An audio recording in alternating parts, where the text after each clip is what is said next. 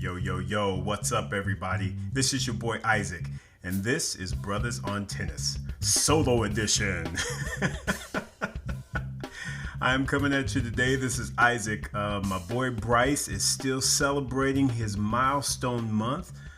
Man, folks, we had a great time. We went over to Maui. He had some friends and family come with him. We had a nice group of people and just really had a good time. So he's still off enjoying himself.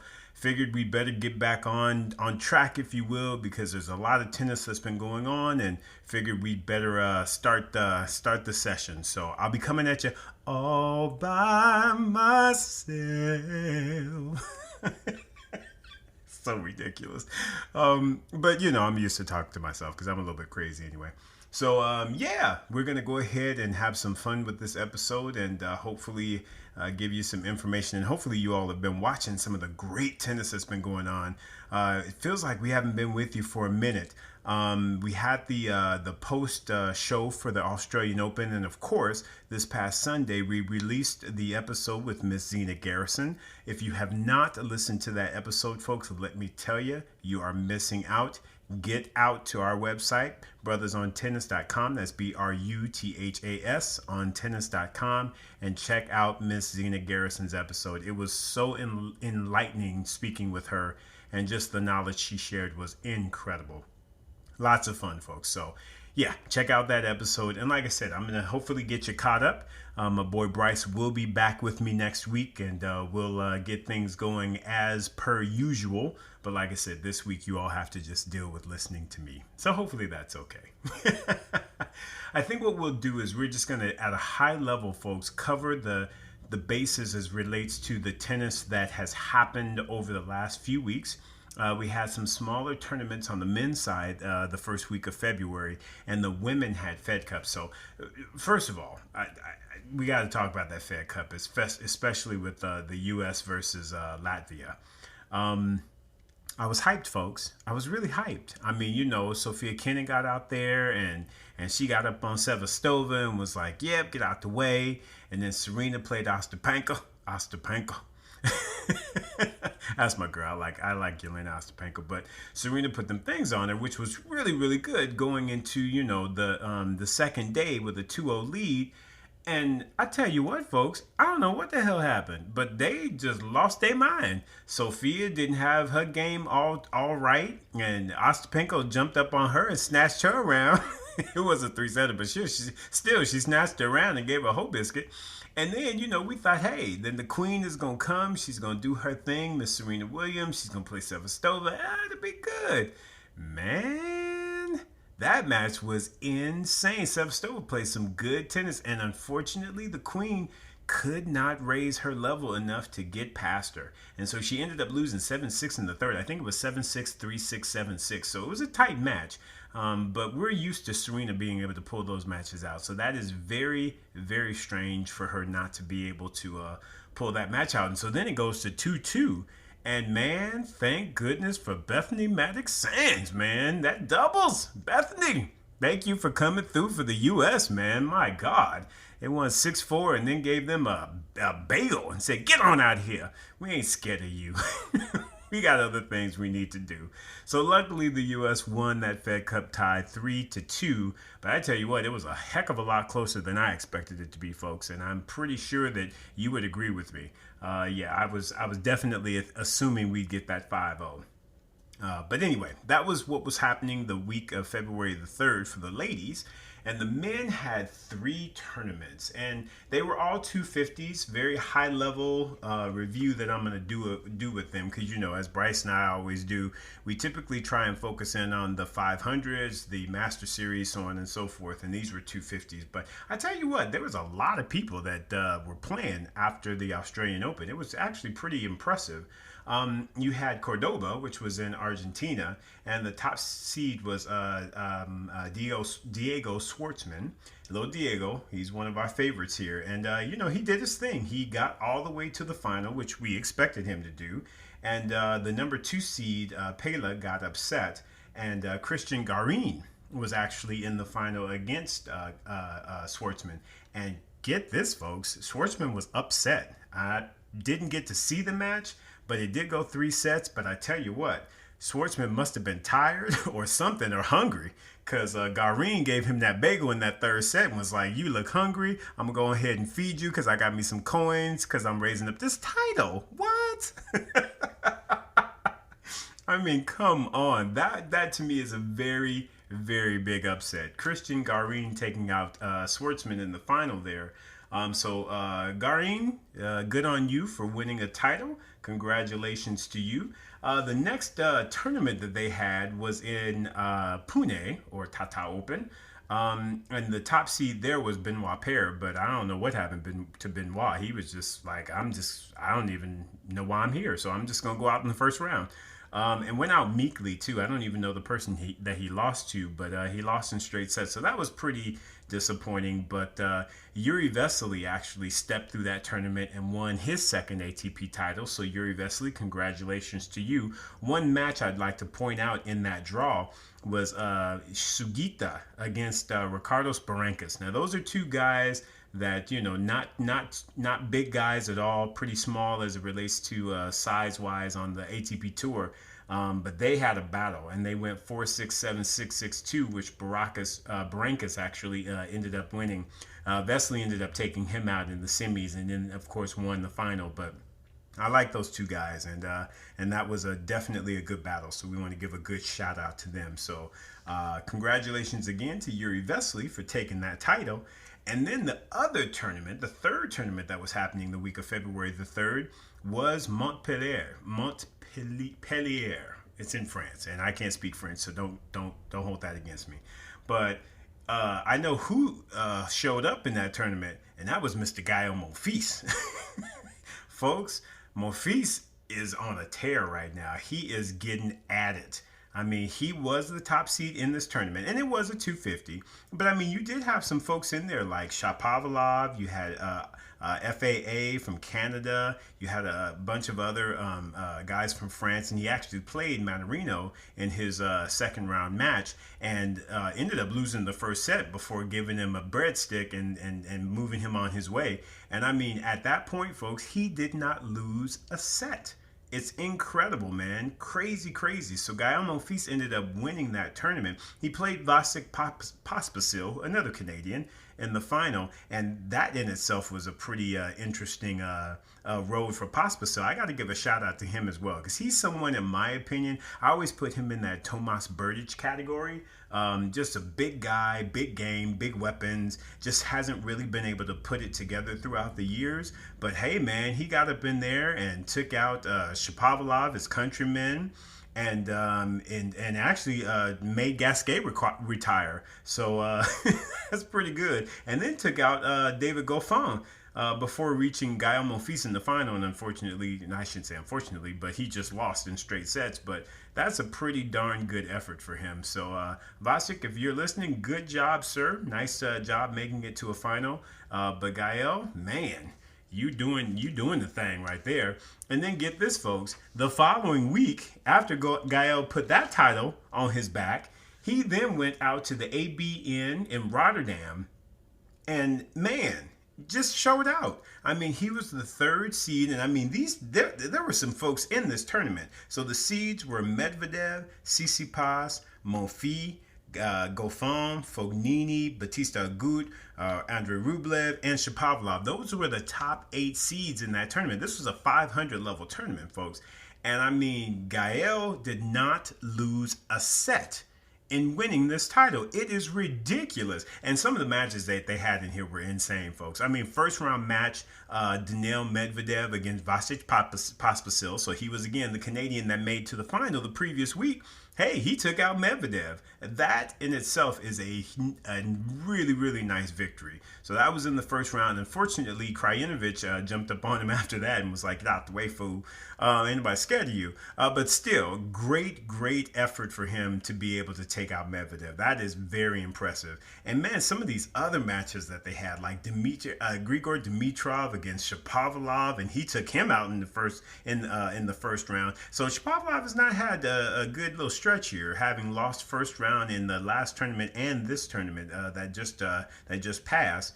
And he might have been a little bit I don't know. He may not have wanted to meet his countryman, Felix Auger-Aliassime, in the next round because Felix got up on Jan-Lennard Struff in the first round, which that to me is a very, very strong victory for him because he played Struff maybe a month or so ago. I think it was before the Australian Open, and Struff put them things on him. And I guess he learned something from that match. It was still a three-setter, but good on Felix for being able to overcome that. And then he played Grigor Dimitrov and beat him in straight sets, 6-4, 6-2. So, I mean, really, really, really good stuff. And another one of those really, really interesting matches that happened in the first round of that tournament was Tsitsipas versus Hubert Hurkacz.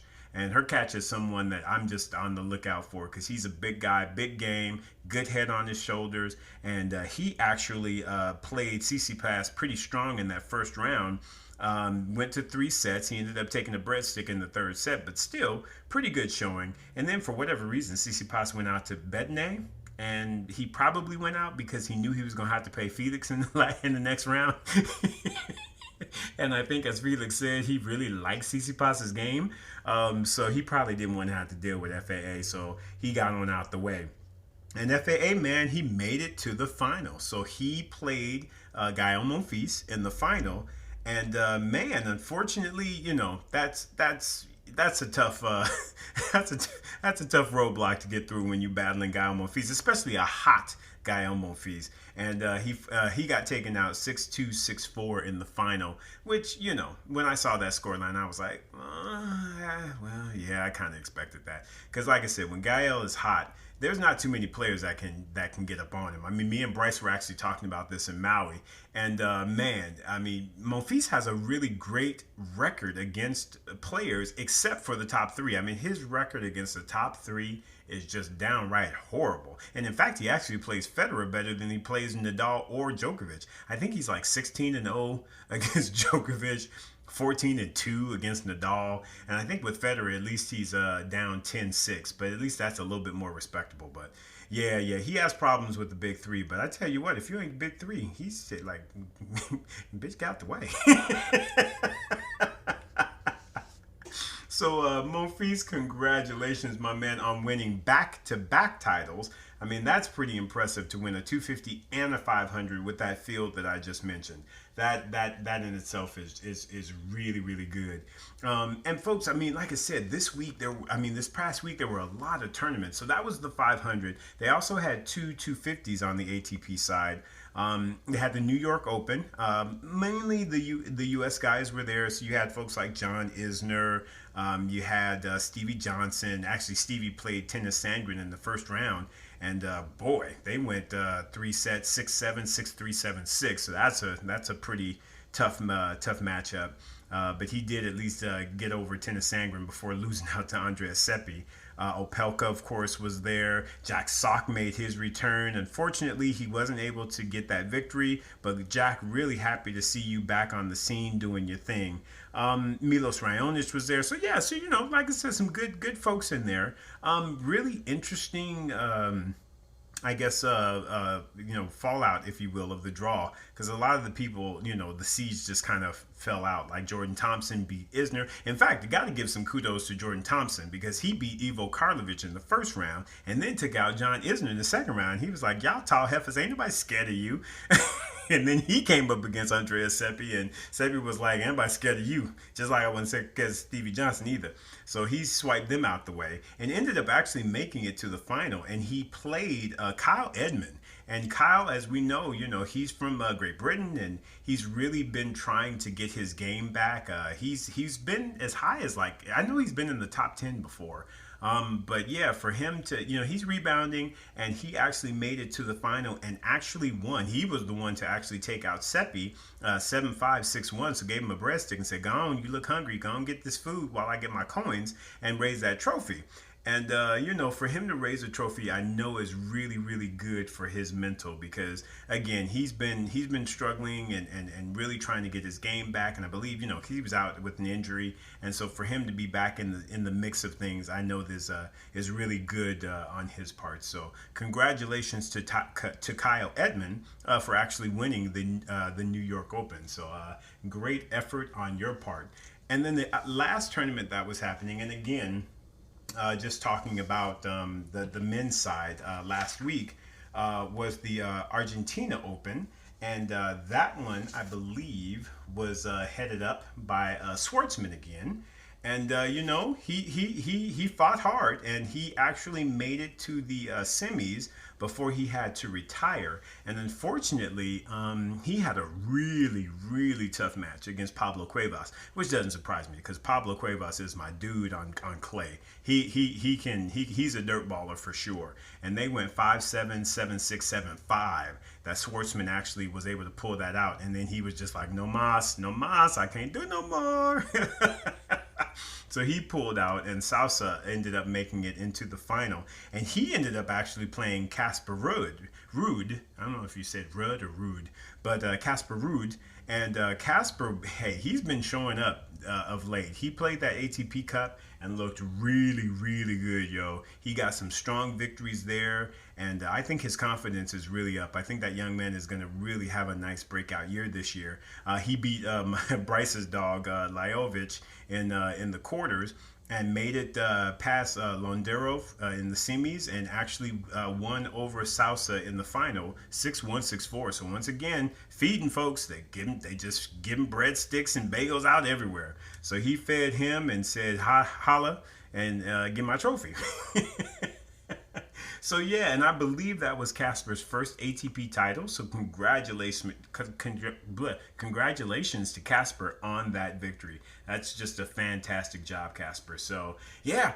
So that's what's been happening on the men's side of the draw, and the ladies were actually active as well. So they actually had two tournaments this past week. They were at St. Petersburg. Where Belinda Bencic was the top seed, and again, these are not your tier one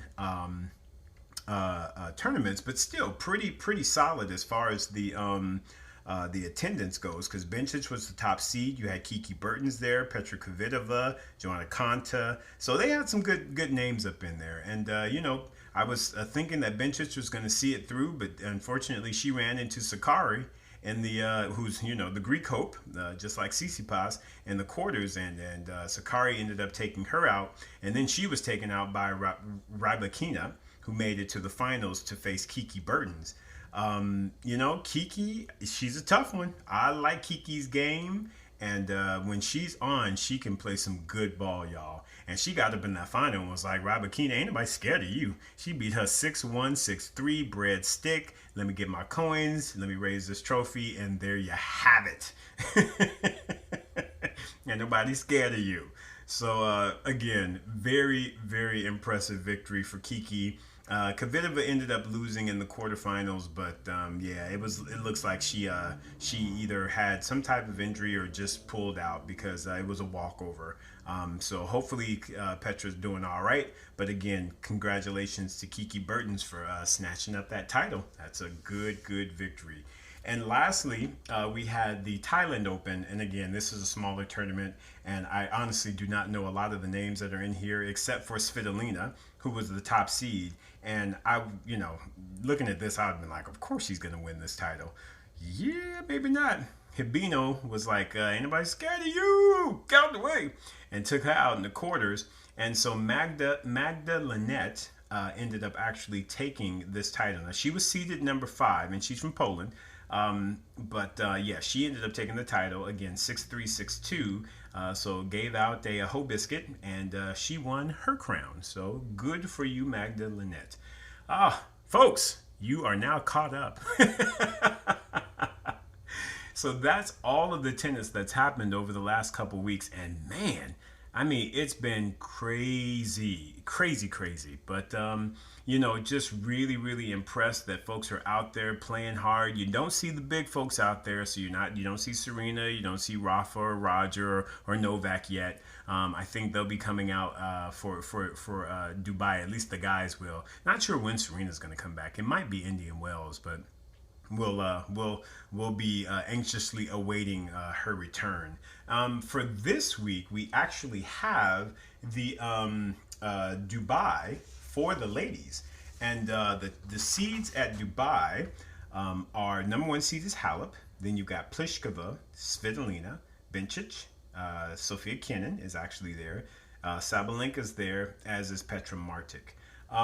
So basically, they've got a really good field. The one name that I've got to talk about in this draw, because I respect all those ladies that I just mentioned, but there is one name in there that has me kind of hyped. That name is Miss Kim Clijsters. So Clijsters is making her return to the WTA Tour in the Dubai tournament that's happening this week. So, folks, y'all need to be watching the Dubai duty free for the women, because I mean, you've got to support Clijsters. She's one of the classiest, nicest ladies out on tour, or whoever was on tour. I had the opportunity to meet her when I volunteered for the tournaments out here in Southern California, and it was just an absolute pleasure just being around her and her entourage. She's just a solid lady. So Kim, congratulations on your return, and we wish you only the best as you are coming back on tour and making your presence felt, because if I'm pretty sure you're gonna bring some strong game. So the ladies, y'all better watch out for Kim Clijsters. But she does have a tough one in the first round against Garbiñe Muguruza, which is the Australian Open finalist. So that one will be tough, but hopefully Clijsters will be able to have a great showing, and again set herself up to do some really good things throughout the year. As far as who I would pick to win this particular tournament, I mean, because all of the ladies have pretty much taken a little bit of a break, I don't know who potentially is hot and who's not.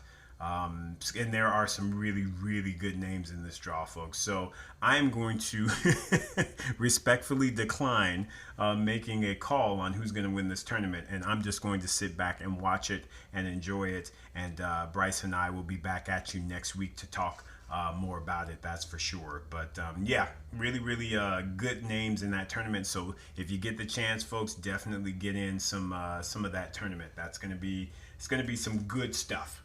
Now on the men's side, like I said, men have had tournament after tournament. They had 3 tournaments in February the 3rd, 3 tournaments the last week, and they've got 3 tournaments this week. So they've got Rio, they've got Del Rey, and then they got Marseille.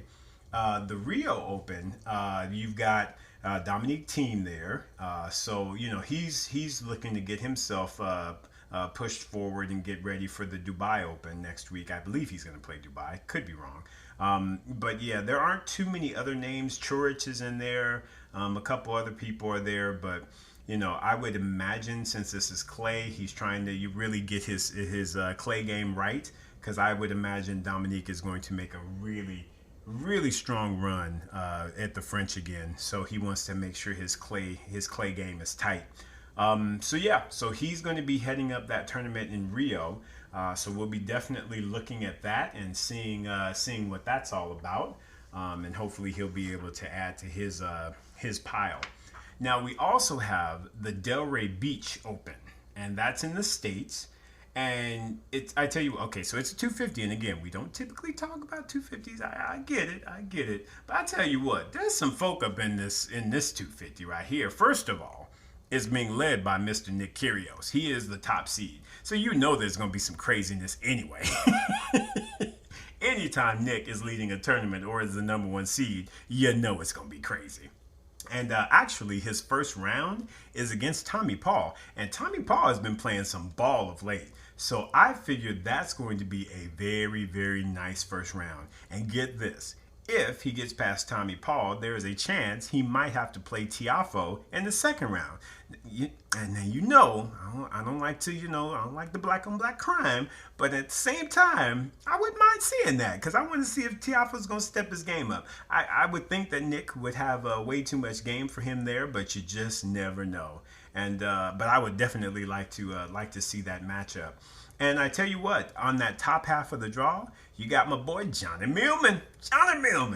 And he is there, and there's a chance for him and Kyrgios to potentially meet in the semis. And I tell you what, Johnny Millman has been playing some good ball. Everybody was like, oh, it's just a fluke when he beat Federer at the U.S. Open. Oh, Federer was tired, it was hot, which is all true. But Millman did his thing, and he has proven that his game has gotten tight and he is willing to really, really put it on some folks and knock them out the way. And like I said, he has been playing some great ball. So I tell you what, if Millman and Kyrgios meet, that ain't no gimme, y'all. That ain't no gimme at all. I honestly feel like Millman might get up in there and be like, yo, I know you my countryman and you my dog and all, but I'm gonna have to put them things on you. But anyway, we will hopefully get to see that matchup. The bottom half of the draw is, in my opinion, a little bit light. I mean, you've got Raonic down there at the bottom. He's the number 2 seed. You've got Opelka. Actually, that's a good first round. Opelka versus Ernest Gilbert.